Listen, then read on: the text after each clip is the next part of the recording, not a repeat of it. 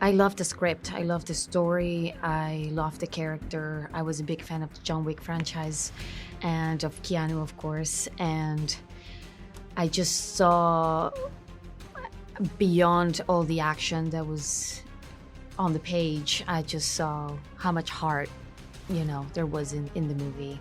And I just loved the story. When we meet Eve, her father's been killed in this attack, and then she is immediately an orphan and sent to the school for the Ruska Roma, where she learns ballet and becomes trained to be an assassin, and then finds some clues that kind of lead her to uncover the mystery of what had potentially happened to her father. So she leaves the school and ends up on this journey to Hallstatt to figure out what happened to her father, and along the way, encounters many assassins and perils and has to kind of fight her way out of the town to survive. All right, here we go. And 3, 2, go!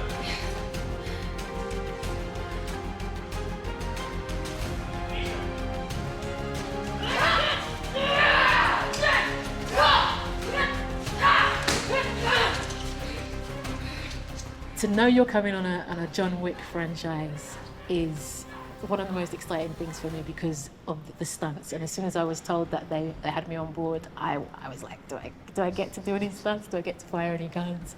And of course they have you on board. Yeah, I've got a whole orientation with the guns, the hand rifles. They've had me with the stunt teams doing some martial arts here and there, some fights, some punches. But one of the beautiful things of that is it's sort of like a nice way of being welcomed into the Ballerina family, and knowing that we all have a language that is unified, and that we can, even if we're just standing there, we've actually in some way lived that part of the induction. 3, 2, 1, action! It took a great team to learn. I mean, with Jeremy and Jackson, who were sort of the fight coordinators in Budapest at the action gym. It was. I took it as a badge of honor to be able to sort of coexist with these stunt people, the stunt community, and to be able to, say, hey, I can try. I'm not sure if I can do it, but I can try. And I think there was one moment where Jeremy Minas, who said at a certain point I had to do a role, and I was feeling sort of very down. I was doubting myself, and obviously because I was comparing myself to the stunt guys.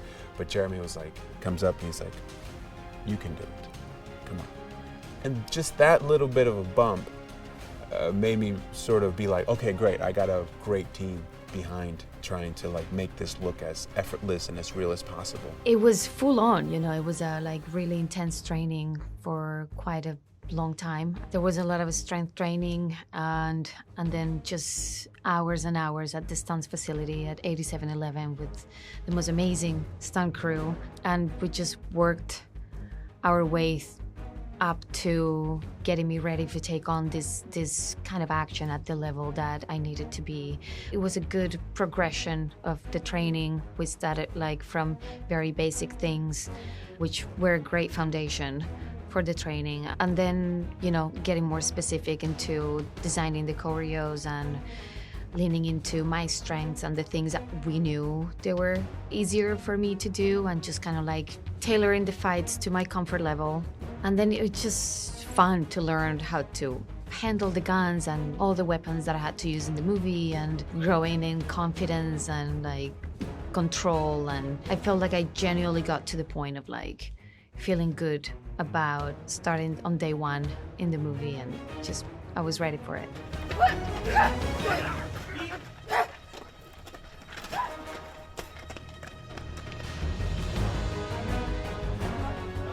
It's always tricky to do John Wick without John Wick, or John Wick adjacent, or however you want to put it.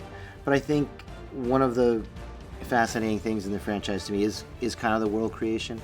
Like we always say, I'm a big fan of Greek mythology and Tolkien and all kinds of fantasy-esque worlds like that. So to build your own world and take it, and in the features of John Wick, we have that 2 hours, 2 hours and 40 minutes sometimes, to explore the worlds. And it's usually, very John Wick centric. We're always with the characters, so we don't really have time to explore all the worlds, which is why a TV and an anime are often exciting. But also the ancillary features, like Ballerina, give us a chance to explore that world. Is it something people want to see? I think so. You know, can we make the characters exciting and stuff? I think so. Just they're intrinsically going to be different than John Wick. You know, I think if we just tried copying the same story of our protagonist, it would get redundant or feel a little bit out. But trying to give each of our leads a different story arc, I think, is what we're hoping for.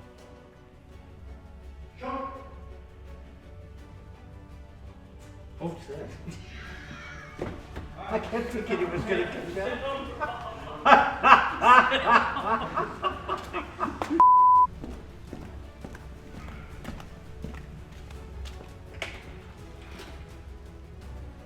Muriel, be a darling and bring up the latest Blackwire submissions pertaining to a Mr. Pine. Sweet tooth, hmm? Hard copy, please. Winston is one of those people that, I mean, in the universe, that's why, I mean, you talk all the time, I mean, about, who is he? He's part of the table, he's not part of the table. Is he part of Ruska Roma? Why is he still there? Why is he still alive? My character is a grounding effect, if you like, you know, Winston. Conley comes in, he's rather pithy, you don't know who he is, this sort of creature, if you like, sort of, you know, I said the one thing about Winston is you should be able to eat off his head. You know, he's so immaculately sort of, and he's so detached in a sense, but at the same time within it, but gives nothing away. It's like in this one, when, you know, with Anna, which is lovely, it's important that when we rehearsed it and we did it, that he gives nothing away. A bullet, well placed, can be a magical thing, neither good nor evil. But how a man uses it reveals his true character. The character has a certain amount of mystery to him. You're not quite sure what universe he actually operates in. He's also extremely manipulative, and he's a leader. I don't want to make comparisons with cult leaders, but I think somebody who uses power to influence people's minds. It's meant to be a realistic interpretation of a cult leader. It's not meant to be that. But the inferences are there, and there's no doubt that an audience will pick up on that. People that love the John Wick films are going to love seeing not only the world expanded upon, but specifically seeing the world of the Ruska Roma come to life. And then there's the notion that you could take a mythology that is so unique and expand it with almost a complete other mythology is really exciting, and I think people will love that. And then everybody's going to get to see all the great John Wick action. You know, for me it was great to it felt like coming home. You know, I was working with some of the same people, training and doing the choreography. Anna's great, and had some good, juicy, like, dramatic stuff to do. So, yeah, it was fun. 3, 2, 1, go!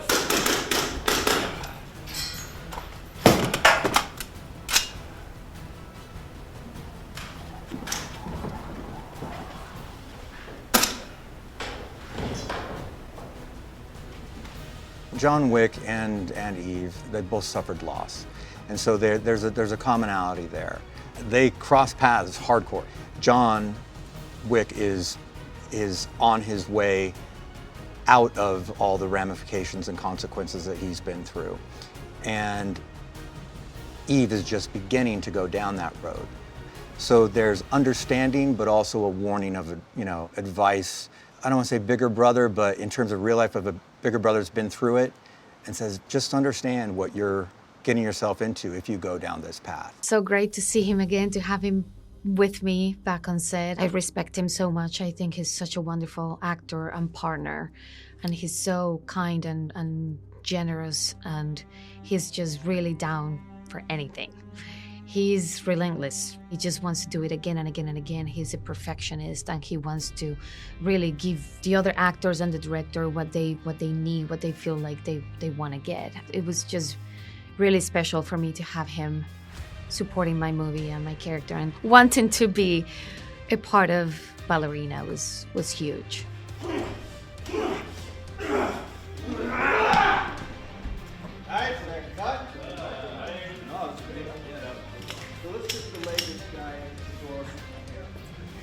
You go in and you meet them all, and they sort of explain the scene that you're going to do, and then they take you through like a 45-minute exercise regime. You feel very safe with them. You feel very, very safe with the weapons guys. You know, they're very communicative with shouting out how many rounds, what's going to explode behind your head, because like you watch the movies and it looks like just somebody pushes a button and the whole room explodes, but every little squib, every little piece of marble that gets shattered off the wall is perfectly calculated where you feel very safe going into it. My training has been for about 2 weeks, and it's like the fast lane. So how to hold a gun, because I've never done a movie where I have to deal with guns. So basics, this is a gun. You hold it like this. If it's a rifle, then you hold it a different way.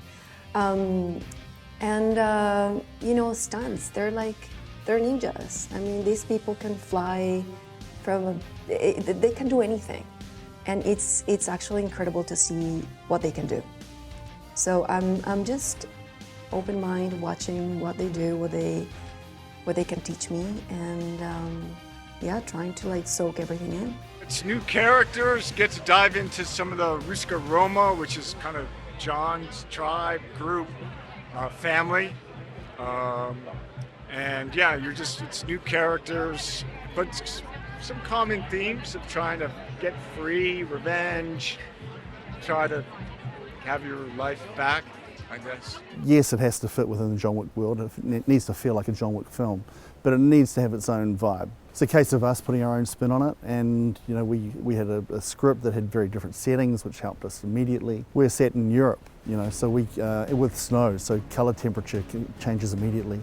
The tonality and materials were into stone and timber and that kind of thing. So, very different from the other John Wick films, but I think stylistically, in terms of some of the lighting and so on, we share the same world. One of the benefits of this film is we get to flesh out John Wick 3.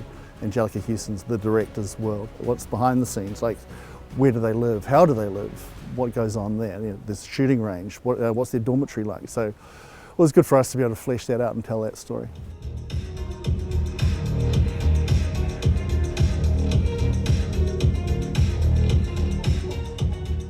When I first read the script, I was instantly drawn to the story because it is obviously an action movie, but it also shows the relationship between father and daughter.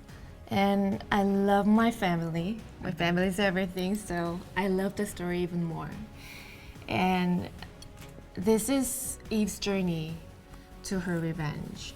And the club fight scene where Kayla appears is first down moment for her, where she gets that herself as an assassin. So I thought this character and this scene is really, really crucial for her journey. I think they're gonna feel right at home, I think they're gonna see this film and they're gonna feel like it's a very organic extension of the franchise. It just feels like the perfect way of exploring this world from a different perspective. Now we're gonna understand what these rules are and what are the consequences if you don't obey the rules, and who's the Ruska Roma, and what are other tribes that we have in this world. And it's just really refreshing, to see, someone wanting to become an assassin. Great action, great set pieces, just gonna be, a lot of fun and very exciting all the way through. One of the things that I really liked about the script was that it was kind of the opposite of like John Wick's story, in the sense that John Wick is trying to get out. This was a story about a person that was deciding and wanting to get in and become an assassin.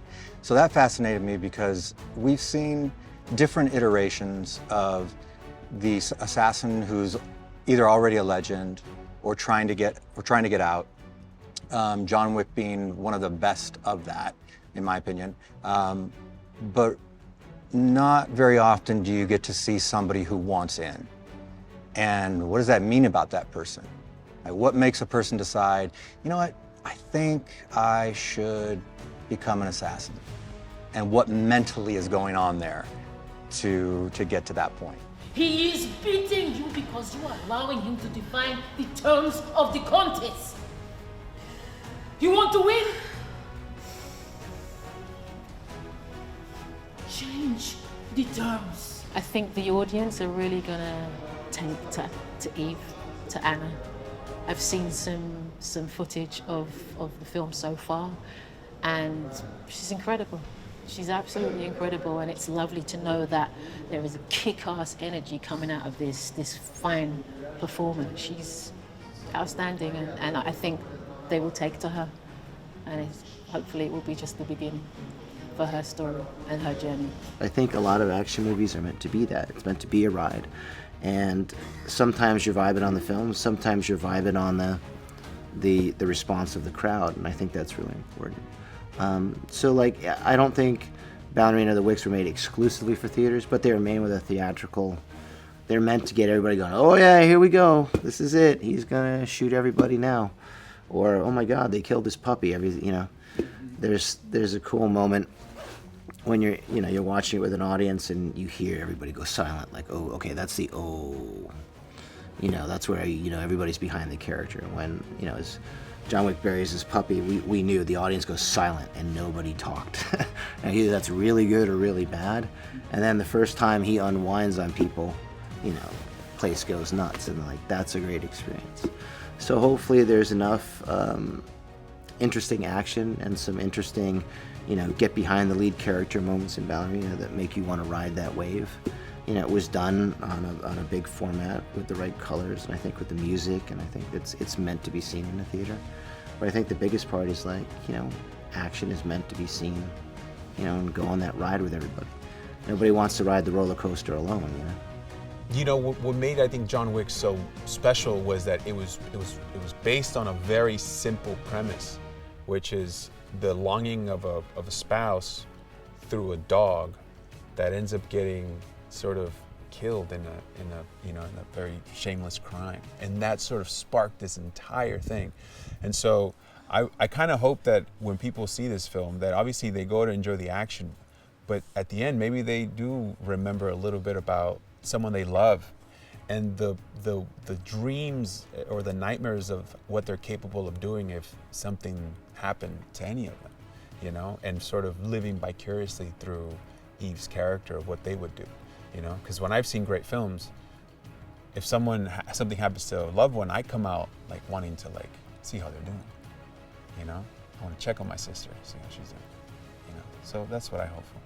These kind of films in particular are made for people to experience on a big scale.